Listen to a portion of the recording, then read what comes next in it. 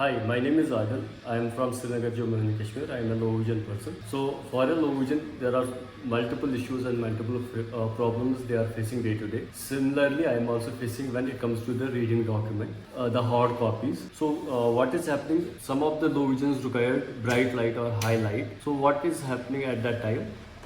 We are unable to read in a dim light. So, for that purpose, what we will use the table lamp.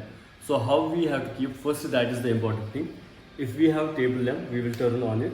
So once it is turned on, it should be in a proper position. That is also important. If it should not in a different or opposite direction of, it should be in an opposite direction of the light. For example, currently we have the light in the opposite way. If we keep in this way, so what will happen? The shadow is falling sometimes.